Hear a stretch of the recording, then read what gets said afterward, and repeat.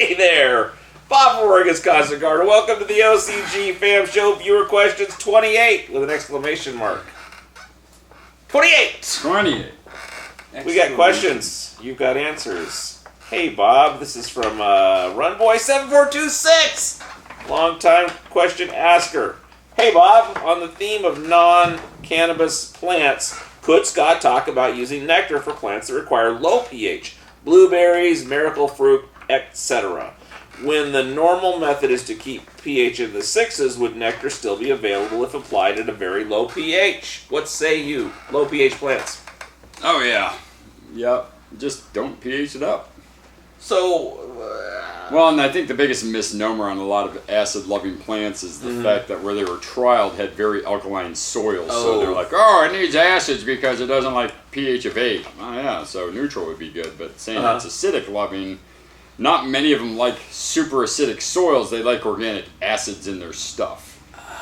So usually like Gaia with at about a 5.9 or a 6.0 even, and even Gaia, Herc, you know, basically just don't add a ton of Olympus, but they're going to love the calcium in the Herc, they're going to love the calcium in Demeters, because they're sucking it up with the other forms of nitrogen, phosphorus, and potassium, and they don't eat nearly as aggressive as cannabis, so it's not like you have to sit there and really focus that hard on the pH of the soil regularly. I mean, if you're going to have your calcium available, you're still going to need to be in that 6, right? And would you say that you'd... Well, there's still some available even at the 6.0 range. It's just not as much as cannabis needs to produce flower oil. Oh, to just mainline it. Yeah, plant to plant. I mean, if you really want the best dang blueberries, throw down granulated bone meal, put a bunch of that down in your root zone, and then feed everything at about a 5.8 to 6.1 with Gaia and Zeus and Herc, and you'll be just baffled about the flavors. So if they love, would they love the Zeus and those kind of humic type things? If they're but you only need a teaspoon of that. So much of that, yeah. It's not really going to affect much in your pH. And just because they're from somewhere doesn't mean they love that. It just means that's maybe it doesn't. Well, it's like rhododendrons. It's the biggest misnomers. I can throw down limestone, bone meal, and feather meal on my rhodies, and they bloom like crazy, and they're acid-loving plants. But I'm at a pH of 7.1 in my soil. Well, my neighbor's got a line of palm trees, and they're like, "Oh, those will die." The gardener guy is like, "Ah, they're gonna die," but they've been there for 6 years. They're acclimated. It's just acclimation, but it's really where they test the college trials are usually in areas, and then they base the entire plant's needs and wants off of the base soil that comes out of that region. So if you're growing rhodies in Maine, your soil's probably an 8, so they like acidic soils. Sure. Yeah, 6.8. That's acidic. So anything below 7 is acid, and everything above 7 is alkaline, 7 being neutral. So when they say, oh, blueberries like acidic soils, they really mean like 6.2, 6.1, not like 4. And a lot of people aim for 4. You don't need to go that low. As long as you have, I think one of my favorite blueberry top dressings is a grape pumice meal. And it's basically grape skins, they crush for wine. And those grape skins get dried, you throw that in the soil, those slow acids, the organic acids slowly leach into the soil, but the plants consume it before the pH drops out of suspension. If you start growing blueberries, and I know like a few of my friends are growing large scale, and you were driving it to the 5 pH, if you ever want to rotate a crop in there, you're going to have to put so much limestone down just to get that back into range where any other plant's going to want to eat. So don't focus on the soil slurry pH of a blueberry, but more trying to feed it the organic acids at a 5.9, 6 range. Okay, so a little lower, but not insane. You don't have to drop to 4. Okay, what's a miracle fruit? It's a type of fruit. I mean, you'd have to Google it. I don't know how to describe it. It's like star fruit. All right. Okay. All right. It's a weird little fruit. Drippin' Buds 8822. I was thinking about getting one of those Petra Tool backpack sprayers. Do you think nectar would run through them fine? No. Yeah, as a foliar feed, I don't think you'd have a problem because it's a foliar feed. You're not putting that much in. If you're trying to feed this is like one of those little Squirtle bottles. It's not it's a backpack. It's a backpack with probably a motorized pump. So is he foliar with that? I mean, he's not root drenching with that. For watering a full recipe, it'll clog it. If you're just putting a teaspoon of Medusa and a teaspoon of Athena in there for a foliar feed, it'll go through awesome. that. And why you wouldn't be root drenching with that anyway? You'd be you'd be foliar. Foliar feeding. Yeah, for okay. foliar and foliar levels, it shouldn't be a problem. Okay. But if you are indeed feeding with it just for the sake, no, you're better off with a 50-gallon drum and a hose and a pump. All right. That's what they look like. Oh. Huh. All right. It's a miracle. It says so on the package. I did not know that. Miracle berries. Man, that's a cool looking row. Yeah, it is. Won't even open up. Come on. We'll make that was big. Why won't I make that So one like big? giant berries, or? Yeah, good size. Look like cherry tomatoes almost. Nice. What a cool bush. That'd be a neat bush to have. Anyway. Huebrook! We're flying. We're flying through the questions. That was just one. We've done 2. The sprayer one, that counts. That counts. Huebrook 9599. How do you do a slurry test without destroying your roots? I have autos right now, and I don't want to stunt the growth. Scott Ostrander. Well, don't. This is not a thing. Uh-huh. Is it a thing? Well, okay. I mean, if you're growing in a 1-gallon pot in auto, then you have no soil left, so you're probably hurting something. But for the most part, when you prune roots, you promote root development because your plant wants to send out new roots. So as long as you're, as long as you're not taking, if this is the Garden stem, spade. here's your pot, and you're not taking it from just a lateral there. I mean, take it from the outer edge. You're not doing all that much harm in the grand scheme of things. Now, if you're doing one every day, then you're going to... Yes. But try not to do one every day. Try to do it transitionally, like, they look weird, take a slurry. I'm about to go to bloom, take a slurry. Halfway through bloom, take a slurry. So you're at like 3 slurries a season, and I'll show you the trend. If you have to slurry every time before you feed, then you may want to start in a little bit bigger pot. So you got something to work with. Someplace to work with there. But if you're in smaller pots, I get it. What I usually do is tell people to get it, I don't know. Do they even have film canisters anymore? Remember the good old days? Little film canisters. So, but you could use a smaller container is what you're getting at. Well, no, because what I do is I take that canister and I'd sharpen the edges, and then I would put it on the soil and cut it in, so I'm making clean cuts versus just digging my fingers and ripping the roots out. It's not the best because it's tilted, but like the mama's medicine stuff. We call that Dayquil. A little Dayquil container might work. But that's a little. It's kind of pointed out, isn't it? Yeah. Or it wouldn't be able to smash through roots without crushing the cup. Or a film canister, or a cannabis canister that you get from the dispensary in a blue pop top. That's what. Sharpen the edges. If you sharpen the edges, you're making a clean root cut. Okay. And any place a root gets cut, though, they want to make new roots. They want to grow, right? So I mean, you're not going to stunt its growth. You're either going to make it healthier or kill it. If you go far enough. And don't go so close to the stem. Yeah. If you're close to the stem, the greater the chance you'll hit a main root. But any of those smaller roots, they'll grow right back. Okay. They grow super fast. Chris Rasmussen, 8059. Hey, Bob. Living in the Pacific Northwest, my community water source is 7.8, 35 to 40 alkalinity, TDS 0. Currently, I'm letting water dechlorinate, stand 24 hours, and bubble through an air stone. Are there any types of chlorine where this is insufficient? I think it's kind of moving on me. I think my pad's going out on me. Anticipating the pH trending down after flip. Will exceeding the 1C/10 gallon rate 1 cup per 10? be harmful? Should I be amending the soil during unpotting during veg? So there's this chloramine thing, right? That's chlorine, but it's more persistent. Yeah. But we don't feel like this is a huge deal in most places, or well, as long as you're. I mean, if you're following the TT feed or in the feed feed flush program, there's a good chance you're ahead of the chloramines that are potentially in the water. Depends on where you are too. There's a lot of cities that don't add the chloramines in there, just chlorine only. So it'd be checking with your local water supply people on what they're actually adding in as a detergent. Would you say in the most circumstances, if you're doing anything at all to try to fix this issue, that you're probably fine? I mean, it's not... I think his big question here is more about the how much to add. I gotcha.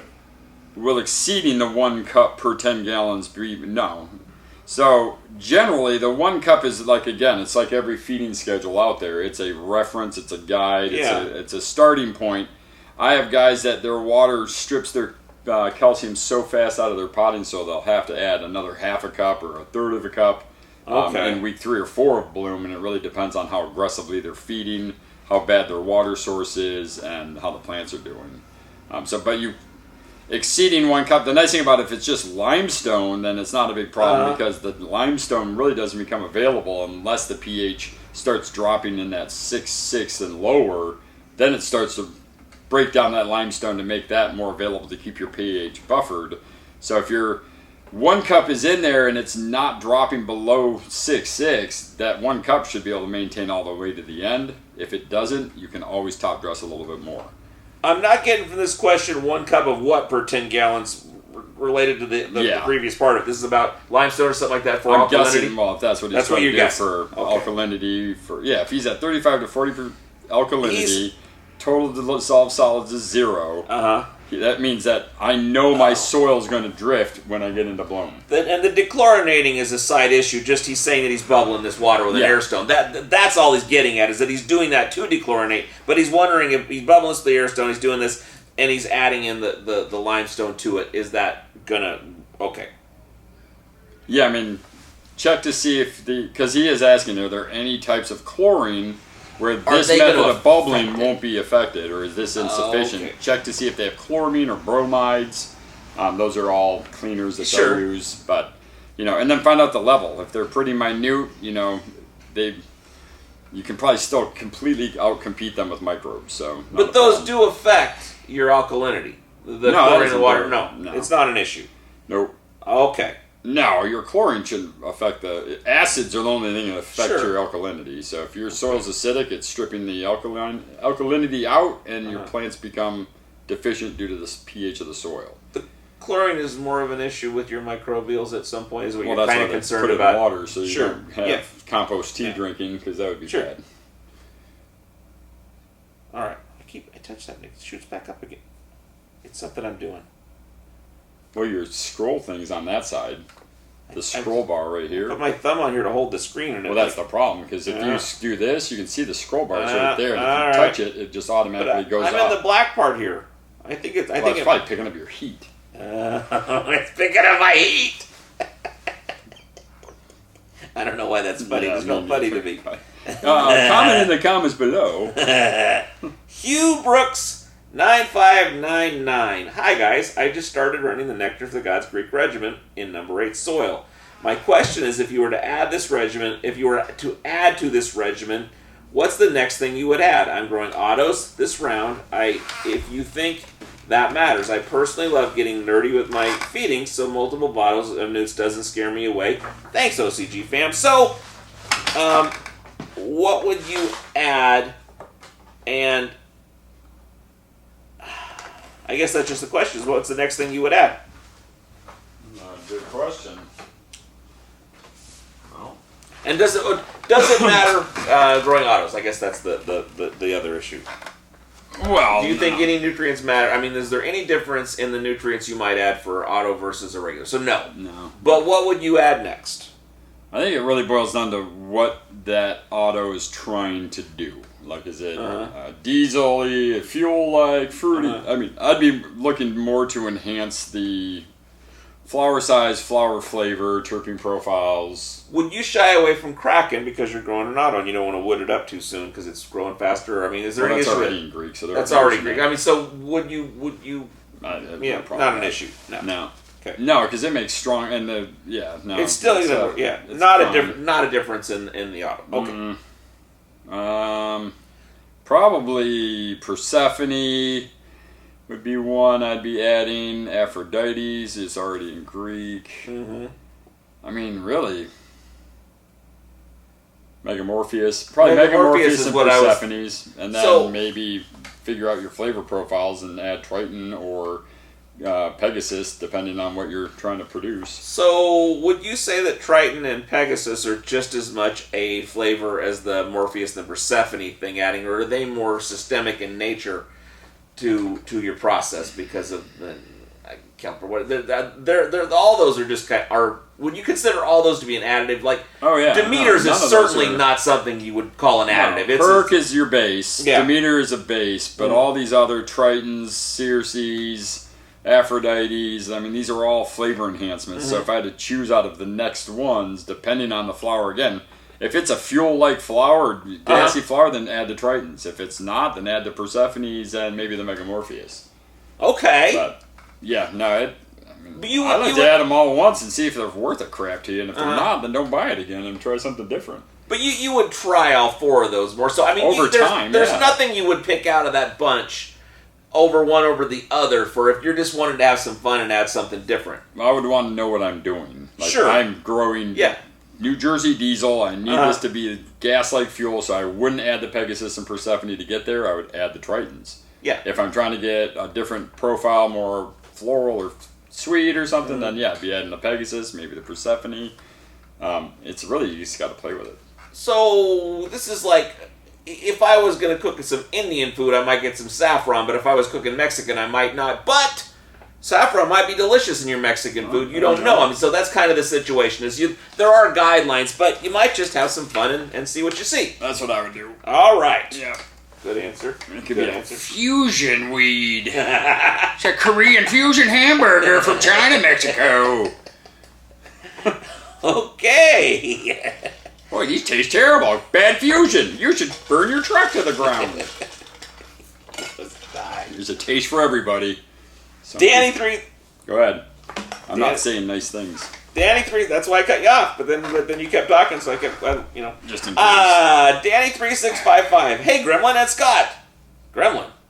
If in the second week of flower and the ppms are high, instead of flushing, would you do 2 tea microbe waterings instead of work on fixing the ppms as well? Much love, Bob. Just sometimes you remind me of a gremlin. So, the question is...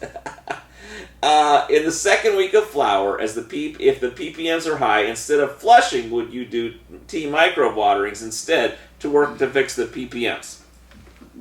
That's not a bad method by any means. The question really would be is how high is the ppms? If you're supposed to be 3 to 5 and you're at like 900, no, I'd be doing a Herc flush to figure out why I got the 900 up so high. If we're at 5 to 700, oh yeah, I'd just do a couple teas and maybe even like one of those fresh watering days just to save myself some time because the food's there, the pH is correct, they can take in the food if the pH is there. So you don't always have to feed if your ppms are hovering above the high part of the acceptable. Yeah. Just a couple of teas will help unlock that, and good watering wouldn't hurt either. So, is the doing some microbials to make that available to the plant versus the flushing it out with the Herc thing, is one of these inherently better than the other? Well, as far 2 as weeks in, efficiency? so you don't want to waste the food that you've been putting in, so that makes more sense for efficiency to have 2 teas to have the microbes eat the stuff you've been giving them and see how that goes. If it doesn't go down after a couple teas, then yeah, I'd still do the Herc flush. And 2 teas won't be any problem. Like I said, if it's between that 500 and 700 range, but if you're exceeding 1,000, you better be flushing it no matter what. Okay. So, ppms are in range. It doesn't matter so much what you do. They start to grow. But you're trying to get ahead of it because if you're doing these teas and that doesn't work, you may be up at 900. You don't want to go back to a feed if your ppms don't come down from 2 compost teas. So you're at 900 and you do the tea and you next time you're 1,200 and like, so what the fuck are we doing here? Do another tea. Yeah. Okay. And then go, okay, it's still at 1,200. Okay, nothing's unlocking. I'm just going to flush it. But use the food that's in there. As long as it's not excessively high ppms, the 2 microbials in a row will be a great way to clean it out. Don Juan. Question.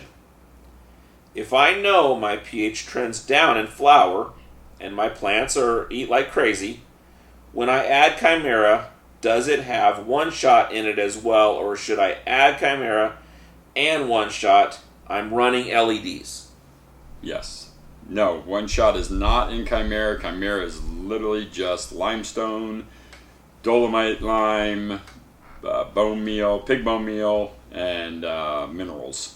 So it's designed just for pH punch during the flowering cycle to get the pH back into range, and the one shot is your backup for the reserves. So I would apply them. What I would do is, if you know you're going to use a cup of the Chimera and a half a cup of one shot, blend those together in a little bag and toss it right on top, or mix it into the potting soil when you upplant.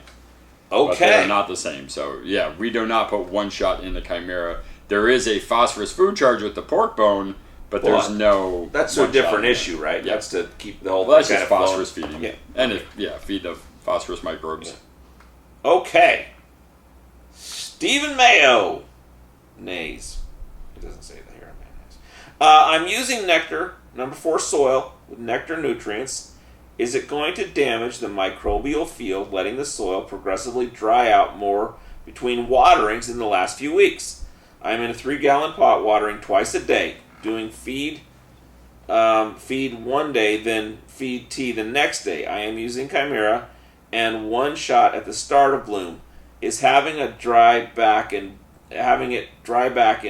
bloom harmful to the soil life with nectar, or is keeping it the same moisture level as a new bag the whole plant cycle more beneficial?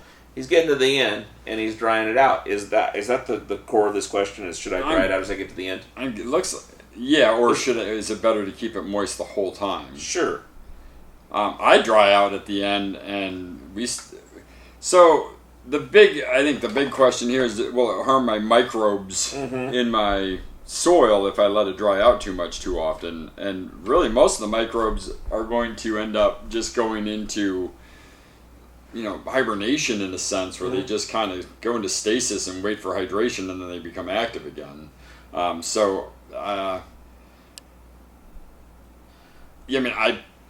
can't keep my soil perfectly moist because I'm too lazy and I can't do it fast enough. So I've come into like bone dry plants quite regularly and still get them hydrated up nice, and the microbes still are doing their thing. But you're not doing it on purpose. It's a no snap situation. No, I'm stupid and I'm lazy some days. But when you get to the end of the road, are you drying this out so that you get less moisture in the flowers so that you can? Well, and I put them into a full blown. I mean, it's almost like making a plant panic to finish because it has no more moisture, so it's pulling the reserves out of the roots. It pulls the reserves out of the bottom foliage and starts relocating that moisture back up into the top of the plants. But when it's doing that, it's all in. Well, it's not all in sugar form, but it's enhancing those flavors because it's pulling up all the sugars that photosynthesis had created and shoves those into the top of the fruit. So it won't harm your plant, and very rarely does it actually harm the potting soil. The worst case scenario is you top dress with a little worm castings to kind of revitalize it and get the bacteria in there and activate everything again. But as long as you're not bone drying, every single week throughout the entire cycle, you should be totally fine. When it rains out in the desert and all those plants pop up, everything's been just, it's all in there still. It's just waiting for some water. It's dormant. So, Okay. We're really moving. Maybe that's bad. Maybe we're not talking enough. Spanky McNutley, 7624. I flowered out a mother plant, but I got lazy and the clones died. What should I feed when attempting to re-veg after harvesting? Would foliar feeding speed up the process? Would Bloom Chaos help? Any other tips for re-vegging? So I guess the question is that, are we re-vegging a flowered plant or re-vegging a mother plant you took clones from? Because the flowering plants are so hard to re-veg. I mean, to me, I don't do well. I don't succeed with that when you take a bud and then clone it and then have it re-veg, because it takes weeks for it to send out new shoots and new vegetation. But basically, it's treating it like early to mid veg in the cycle with a 20 to 22 hour light cycle, and then foliar feeding doesn't do a whole lot until it starts putting on foliage. The flowers don't take it in as well as the foliage does, so foliar feeding them may not be the best bet. It's more of a mild Athena, Medusa, Demeter kind of feeding schedule, and 22 hours of light. If it's a mom you're just trying to re-veg, then foliar feeder. It sounds like you just cut all his cuttings off and then let his cuttings die, and he's like, oh shit. Wants to re-veg mom. As long as a mom doesn't have a ton of flower bodies on the tops and you just want to bring her back, then foliar feeding does help, and the Pegasus watered right into the root zone will help stretch them to get them to start growing again. I'd avoid chaos because the plant's already stressed about a bunch of other things. Oh, sure. If you aren't perfectly balanced in nutrition in the soil and you've chaos a stressed out plant, you may just be creating more problems. It seems like that would be an obvious thing, but it's the opposite of that because it's gonna show you. The plant's not happy. You just cut it. You took its babies away, and now it needs to figure out how to get energy again. So it's depends on where you're at. I know flower re-vegging is a lot tougher than re-vegging a mother plant. So as long as your mother plant isn't totally flowered out, you should be fine. Just foliar feed her, give her 22 hours of light, and a week or so, and they should send out new shoots. And with this mother plant, time, love, and tenderness might be the recipe to just let it kind of relax a little bit and come back at it a little while later. Yeah. But foliar feeding or root drenching with Pegasus will definitely help it grow faster and put on longer clone sites. Okay. Good answer. Christy Trejo, low 4M. Hey there, Bob. It's one of your YouTube buddies. Question. I've been putting my plant outside during the day, but now that spring has sprung, there are way too many creepy crawlers for me to feel safe and the plant surface temp has been staying too high for too long. So I've been keeping her inside since she is only a few weeks from harvest, and I don't want to risk anything serious. However, now her praying leaves are cupping. Looks like overnewt, but it could be that my lights are so less intense than the direct sunlight to which she had been accustomed. I don't know. Trying not to freak out, but don't want to blow it. It's also close to the end. But I did a herc flush just to stay on the safe side since I don't have a TDS meter. I know I said, hey Bob, because he says hi to me, but this all extends to the OCGFAM viewer family as well. And to Bob, from all of us, we love you, and we'll see you. So, you have the plant, you're putting it outside to get some sun, and it's getting to be spring, you're pulling it inside, it starts cupping. Could that be just the sun thing, or is there something else probably going on? I've got so many questions, and like how long were they being put outside, and how big a plant is this that you're moving it in and out? I'm guessing it's not that. It's just like I'd have 3-gallon pot kind of situation. Yeah. Okay. I guess I would need to know the pH of the soil as well. But you suspect there's more going on than the light situation. Well, I think the lights are freaking it out because it's not enough because the sun is a lot more. Sure. But it could be so many environmental issues. It could be a pH issue. It could be where are you located? Maybe you could email me and then we could follow up on this one. If Christy could email me at the Beard. What would you? So one thing, you'd probably put it next to a window. Try to get as much light as you can. Well, no, she put it under lights. Yeah. Okay. Well, she has a grow room, so she was able to bring it back in and put it in there. All right. But I mean, the sun is a million light bulbs that you have in your house, so you do go there. But I mean, it shouldn't. I think the cup could just literally be either a pH issue, environmental stress issue. It could be a watering, a dry out issue. It could be a temperature issue. You'd be looking at your pH first. I'd be checking the pH, and then I'd like to see the visual of what we're seeing. If it's clawing like this, or if it's cupping up, or tacoing. So you could not universally recommend a foliar feed to this because you don't know what's going on with those leaves. No, I'd never give any info like that unless I know exactly what's happening because it seems like a bad idea. Yeah, because it may be very well that it's okay. Yeah, I'd like a picture of it and then ask a few more questions once I see what we're looking at, the size of the container, the type of I guess she said she's in 4. I don't know. I said that. She didn't say what I was. What I was asking, is a 3 pound? Because it's this is something you can move in and out. It must be pretty small. Oh yeah. Yeah, but I don't think she said what it was. I assume. No, the hurt flush wasn't a bad idea. Can't hurt there, but no, I would want to know a little bit more before I could really answer that one correctly. Okay. Well, traditionally, is cupping a thing where who knows what it is? It could be a million. It's usually pH. Okay. So, that would be the first thing you would go with any plant is you would try to do a slurry test of the soil to see what the pH is. Yeah. The TDS doesn't matter. Well, it matters, but it's least... Not the issue here, probably. It's not what I need first more than anything else. And this plant is not over or under nutriated, probably. It's more likely it's the pH, the sun, something of those issues, or some sort of deficiency or toxicity kind of thing. Yeah. Okay. All right. Hugh Brooks 9599. So you're adding Bloom Chaos after you pH the nutrient mixture? Question mark. I do, because it's calcium. And so if I add in the Chaos and I put the Olympus Up on top, because I have to use a lot of Olympus Up for how much I feed. And it's largely neutral. What's the that? Bloom Chaos is largely neutral to Oh, the pH. it's not as acidic as everything, so it's not going to drop your pH out of range. If you get yourself to 6.4, 6.5, and you add in your teaspoon per gallon of Chaos, you're not dropping the pH. So, and because it's they're not putting much in. Also, I mean, is it once you throw your Bloom Chaos in there, aren't you kind of roiling the waters of the thing starting to kind of to work a little bit, or no? Huh? I mean, if you put the Chaos in, does it start kind of reacting with everything else in there? It wants to react quickly. So if you have your Chaos in and then the Olympus Up comes on top of it, it's going to want... Sure. I mean, as long as you're not taking an hour to feed, it really doesn't matter. Sure. But when people are very much, I want to follow the schedule, yes. I always have recommended your microbes after pHing, and Chaos is the only thing I do after pHing, because it reacts to calcium. Okay. That's why we don't add like Olympus Up to a foliar feed with Chaos, because you're just reacting it in the bottle. If we're adding our microbials, like some PhotoPlus or something like that, after we've pH'd, and we're adding Bloom Chaos after, does it matter what order those two are in? Or does the microbes? Yeah, the microbes. No, does not matter. You just want to get your you pH. don't want to change your pH of your microbe tea. Once it's being made, don't change your pH, because that kills But the everything. Chaos and I've already pH'd. I got Chaos and I got PhotoPlus. Yep. Put the Chaos in, throw the photo in. Okay.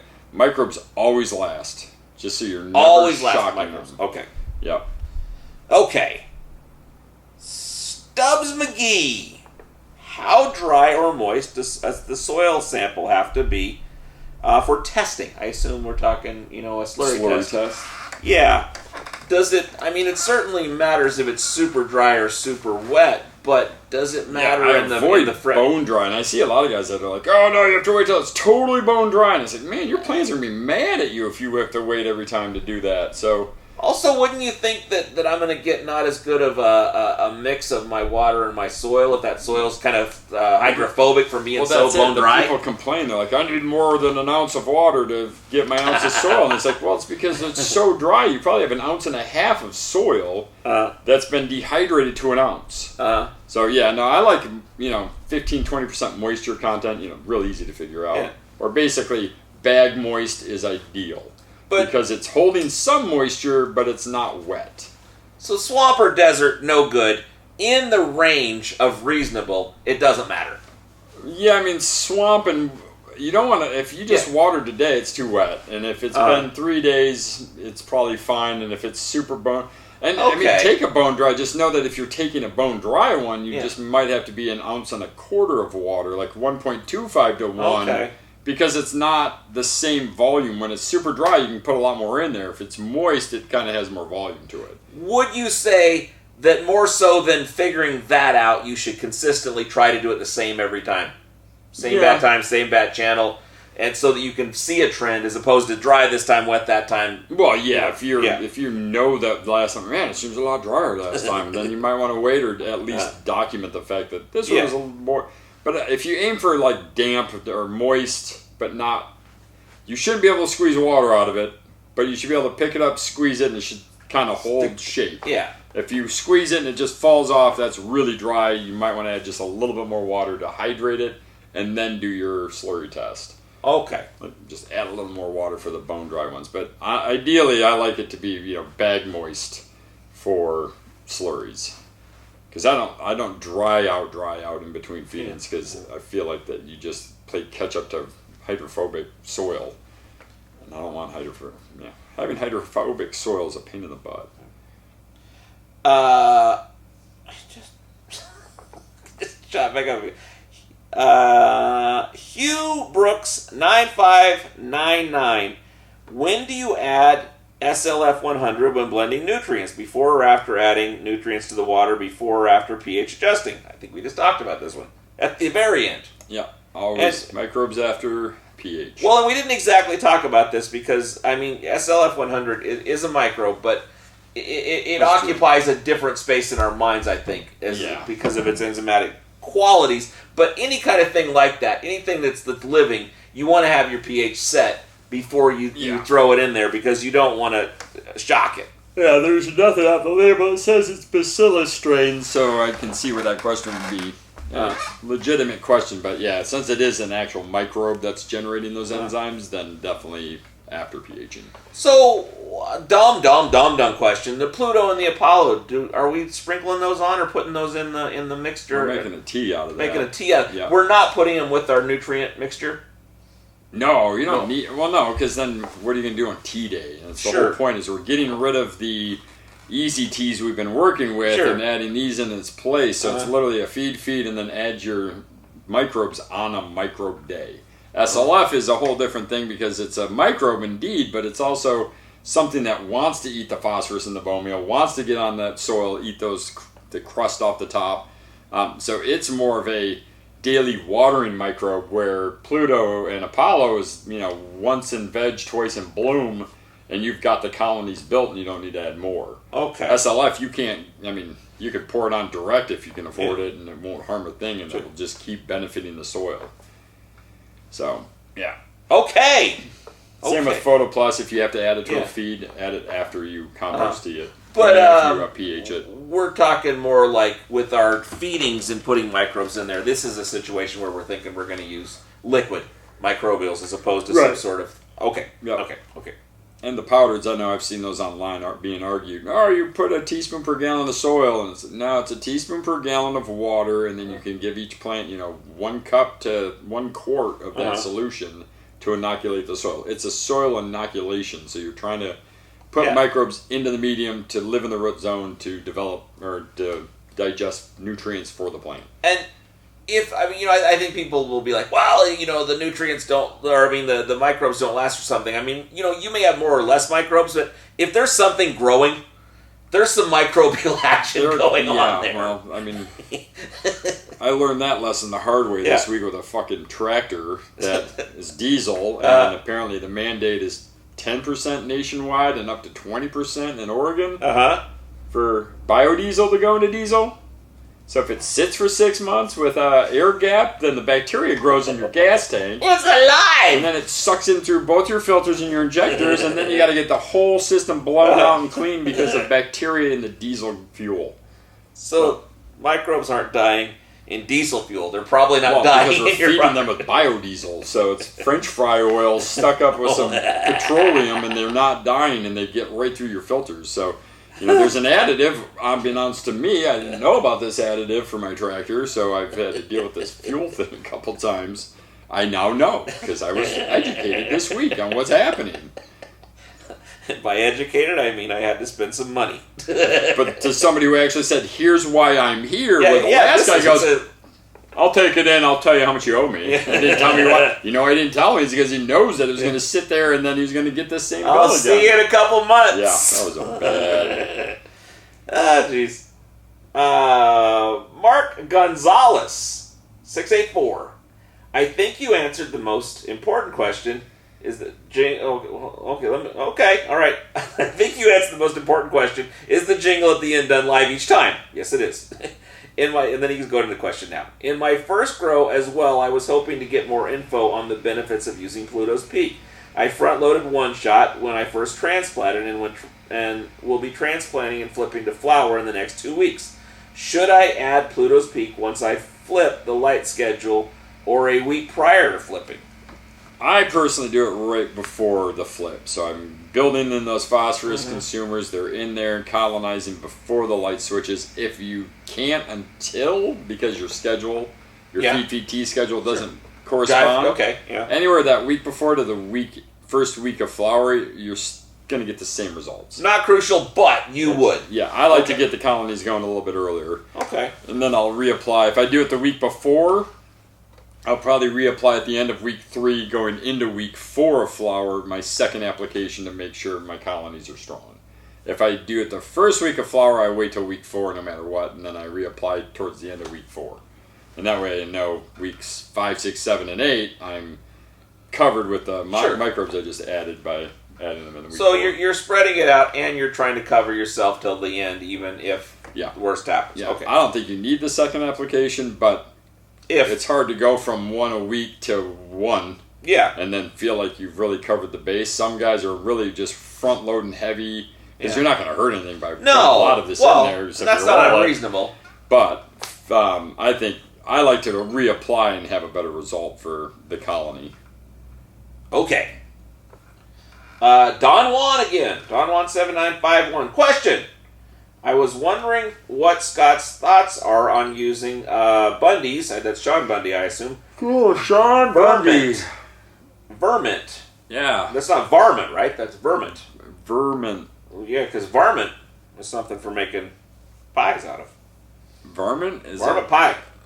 Well, that's the. My people are from Oklahoma. Varmint's a rodent. Oh no, varmint's not though. A varmint's a critter. Isn't that what a rodent is? Well, it was Oklahoma. They had to do what they had to do. I'm just saying, isn't a rodent a varmint?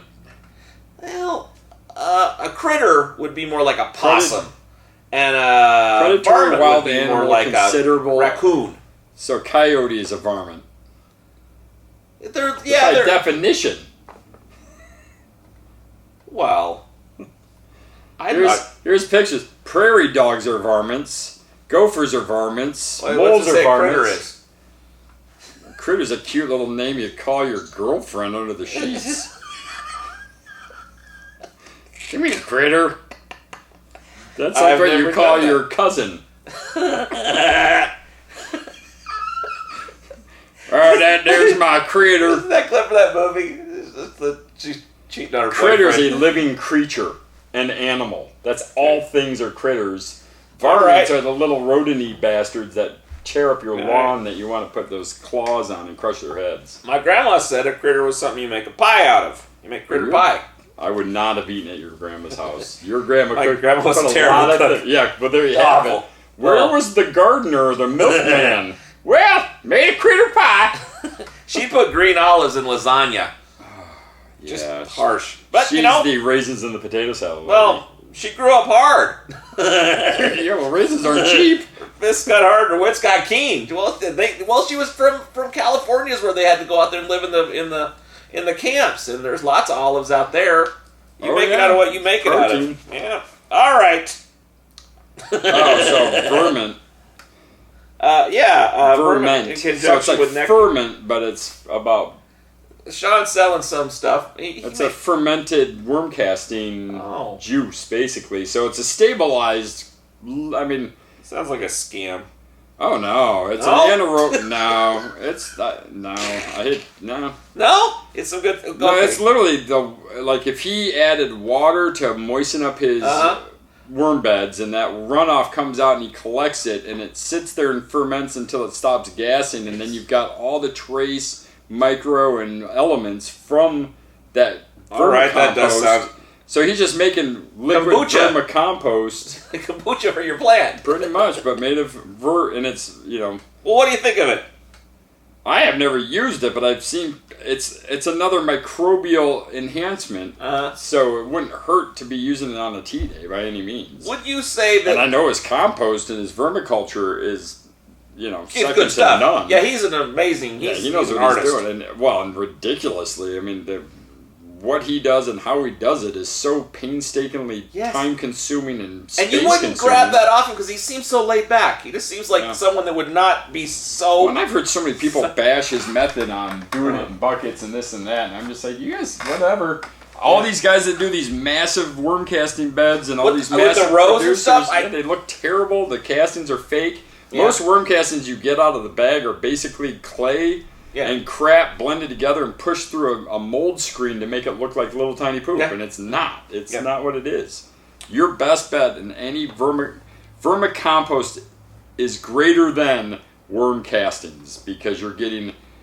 I don't think people realize the benefits of everything that passes through the worm, and what doesn't come out as a pure turd is a enzyme. It's a protein. There's so much more to it than just bacteria. It's a process. The worm is God's little He's a cleaner. Cultivator. Yeah. He will fix the world with the roaches when we're dead.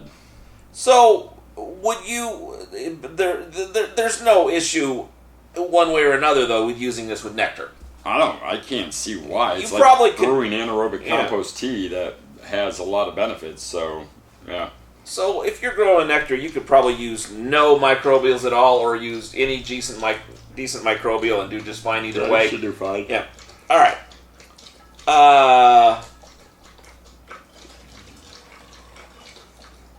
Herbal Jedi. That shouldn't be that hard to read, but Herbal Jedi.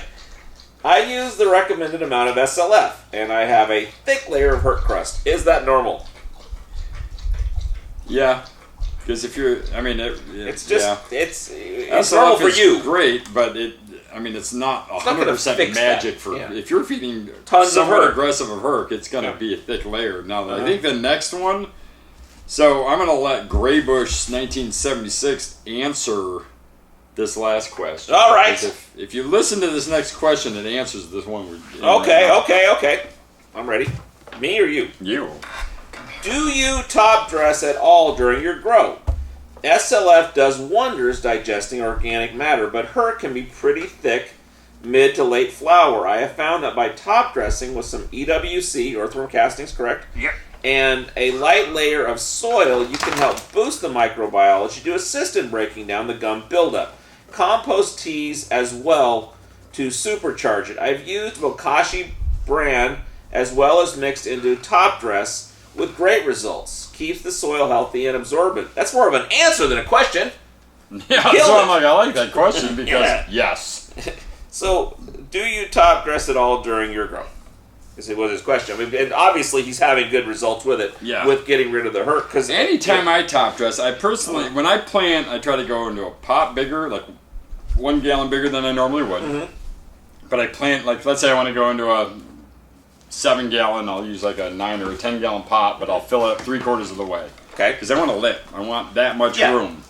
That way when I put this much crust on there, I can add this much more organic potting soil, worm castings, compost, whatever. For a little bit of water to go with. And mycorrhiza. The other thing that isn't in there is I sprinkle fresh mycorrhiza on the gum, top off with a little castings and some fresh soil, and all of that life form just starts diving in and out and eating that up. So, yeah, I top dress. I always leave that much space in my plantings to make sure I've got at least half I can add in fresh soil if things get too crazy. And your roots will go straight up and grow into that too. You'll be just as root bound at the end. By adding it on the top after a mature plant's already filled out the bottom, the mycelium and all the little feeder roots will stay Gives up in it the top something to layer. work with. Okay. Good answer. That's it. All right. That's a show. The OCGFAM show. It's pretty good. It happens every day. It's the OCGFAM show. See you tomorrow.